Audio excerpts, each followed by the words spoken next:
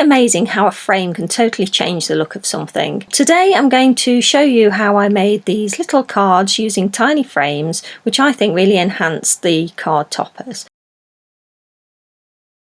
For this artwork I used some basic cotton sheeting, some cotton batting and some boiled wool in this lovely green colour. I also chose some really pretty embroidery threads, and I really love that mustard colour, that mustard gold and that gorgeous berry colour, and I also used some purple as well. I'm really enjoying using those colours. Now this is a little needle book that I made, and I did do a tutorial on how I made these needle books, so I will link that at the end of the video if you wanted to see it as well. But I wanted to show you this particularly because my husband bought me this little tiny sewing kit from Poundland the other day, and aren't those scissors just the dinkiest things you've ever seen? So I had to show you.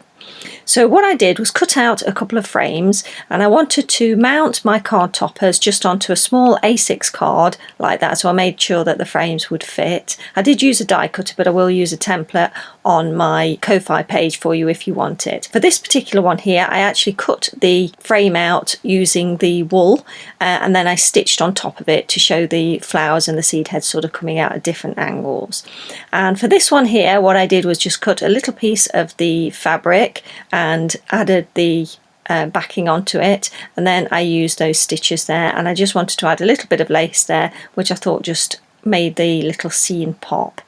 And it was really quick and easy to do. In fact, all of these were really quick and easy to do, but I just think by adding the frames it just made them really look a little bit different, made them really stand out. So this particular one I wanted to use in the middle of the card like that, but I thought, oh, that doesn't quite pop on that, so I decided to go up to the craft room and I picked out some craft card instead, that lovely brown recycled card.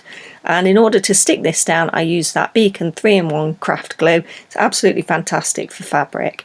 And I used a little typed sentiment on there as well.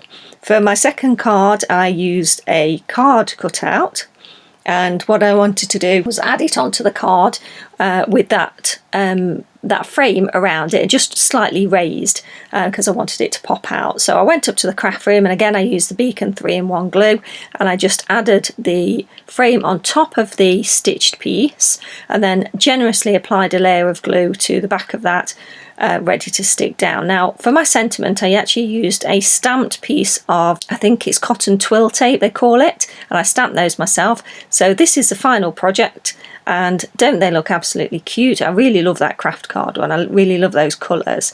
I just think it looks so rustic and lovely.